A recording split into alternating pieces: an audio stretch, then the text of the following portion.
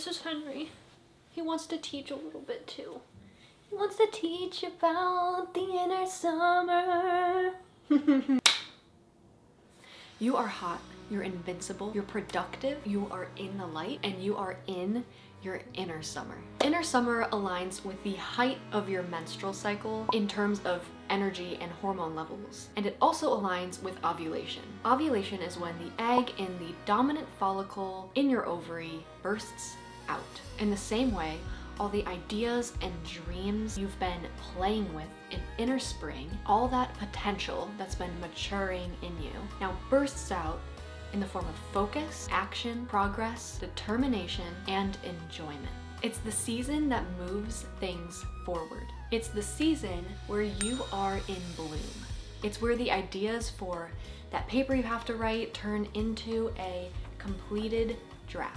It's where those strategies for how you're going to up level in your sport turn into training and practice. It's where those plans for how you're going to redesign your space turn into paint going up on the walls, pictures going into frames, and furniture being built. It's where the inspiration for where you need to travel turns into a booked plane ticket and a packed suitcase. It's where the idea for a better job turns into a job interview. Life is being made through you and for you. With this inner season of summer comes some special powers or gifts. Here are some of those inner gifts and powers. Outward energy. You have the natural desire to extend yourself outwardly and also give generously. This could be in the form of time, expertise, love, conversation, or movement. It's a wonderful time to share your gifts and be seen. Next up is having extra fuel in your tank. When it comes to things like outings, exercise, or moving projects forward, now is the time where you can take your foot off the brake. It's the time to say yes and rightfully push yourself. You've got reserves of resilience. Let yourself experience it. Confidence. A higher level of confidence comes from the rising levels of the hormone estrogen. This makes inner summer a great time to push yourself to do something different, try something new, share your projects and ideas, and generally make yourself seen and heard. Enjoyment. With high and rising estrogen, we're able to enjoy life more. Be that in enjoying a delicious meal, a scene in nature, music, exercise, conversation, or physical intimacy. Now, all of this sounds absolutely splendid, but it might not be how we end up experiencing our inner summer. Here are some challenges that inner summer can bring up. Number one, lack of direction. If you enter inner summer saying, I have no idea what I'm doing with my life, odds are you'll feel that charge of energy inside of you from your rising estrogen, but end up anxious, frustrated, and sad when you don't know where to direct that energy. It can feel really awful when part of you feels like you could do anything, conquer the world, find love, but you have no idea where to start or where to go. I encourage you to embrace a tone of levity and use the high energy of inner summer to try anything that sounds somewhat compelling to you, or use that energy to go for a run or do a workout to help you feel some self-empowerment. Number two, loneliness. Loneliness is something that we'll all go in and out of throughout our lives. And in our modern world, the experience of loneliness is quite common. Inner summer can really hurt if you're in a time of your life when you're lonely. Inner summer can come with a strong urge to be out there in the world, social, growing our pre-existing relationships, or starting new ones. And it can feel really terrible to feel this desire inside of you, but to not know where it is you'd find belonging for yourself. Anxiety and apprehension can overpower this desire to be out there in the world and can stir up frustration and a low perspective on yourself and your life.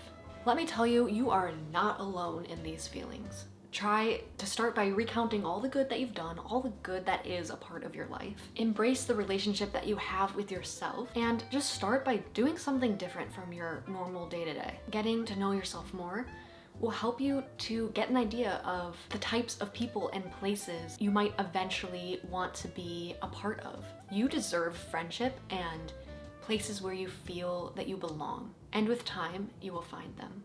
Number 3, your hormones are dragging you into the light whether you want to be there or not. Why? Because they have an agenda to find you a mate so that the world can have a next generation. In less of a biological sense, I believe our hormones place us in the light so that we can find and share our gifts and talents and uniqueness with the world. If you find this intimidating, you are not alone. Start with sharing yourself in ways that feel comfortable to you, and let that naturally build your confidence up. Number 4, distraction. Rising estrogen can be really amazing because of the natural boost of energy it gives us. But this can also be difficult to navigate when, say, you have tasks and goals to complete, but they require you to be sitting at a desk. Try giving yourself breaks and working in intervals so that you can still embrace this energy of inner summer to move your projects along. And if you have a physically active job, this is your time to shine. Number 5, overcommitting. You could find yourself committing to things and scheduling things far out. Be careful for when these commitments will fall in terms of your menstrual cycle, because come inner autumn, you'll have less pep in your step, and with that, less of a desire to follow through on these commitments. Number 6, ovulation pains. Some women experience pain during ovulation, and this can come in the form of cramps, sharp pains, as well as uncomfortable pressure in the lower abdomen. Typically, the pain is felt on the side where the ovary is releasing the egg. Ovulation pain is typically mild and could last anywhere from a couple minutes to a couple days. Heat, relaxation techniques, and stretching are all ways to help with this pain. If you have super painful ovulation, then it'd be a good idea to get checked out by a doctor.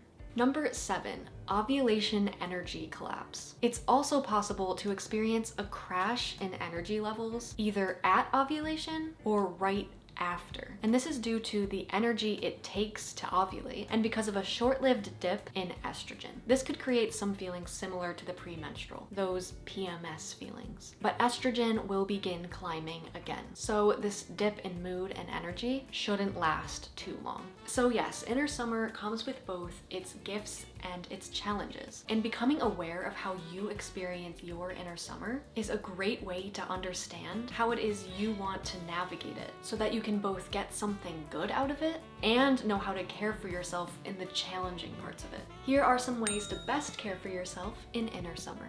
Choose a focus.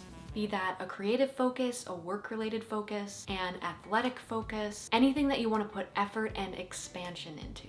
Next, move more. This is when those intense workouts can feel so good. It can also help you to focus more when you do have to sit down for long periods of time. Be sure to give yourself lots of movement. Experience your social side. Maybe that's being out with a group of friends or having a one-on-one conversation with someone. Dress yourself up. This is the time where putting on a cute outfit, styling your hair, and doing a little makeup can feel really good. It may help you embrace that natural boost of confidence that's around at this time. Challenge yourself. If there's any time in the cycle to push yourself, it's inner summer because you have the natural support and resilience inside of you. And finally, meet yourself where you're at. Whether you're in a quiet phase of your life, a lonely one, a loud and social one, a busy or slow one, meet yourself there. And consider what it is you'd like and need to do for yourself, given the gifts and the challenges of this inner season.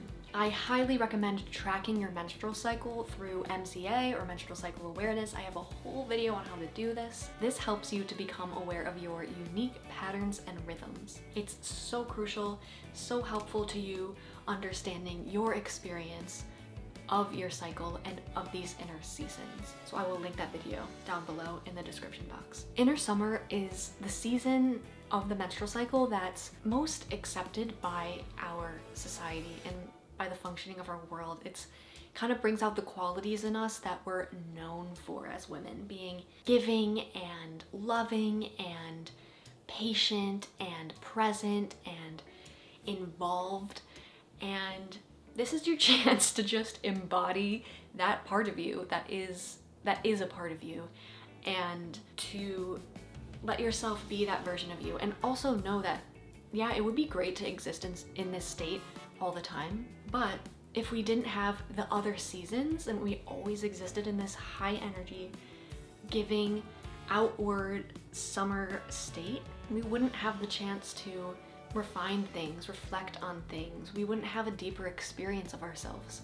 So if you're in a place where you're like, oh, I just wish this was how life was all the time, like my inner summer, there are so many wonderful things to enjoy in it, and you should. But see the power in how it's a part of your story, and know that all the seasons mean something. All the seasons have something to offer you. This season of inner summer is definitely the one that's the most shiny and the most likable, enjoyable for a lot of people. But just see that it's just a part of it, and all the seasons have their meaning and they all go together. So with that being said, this is definitely too the shortest video in these explanations of all the inner seasons, which says something too. I think it has the least conflict because it's a state where we're accepted.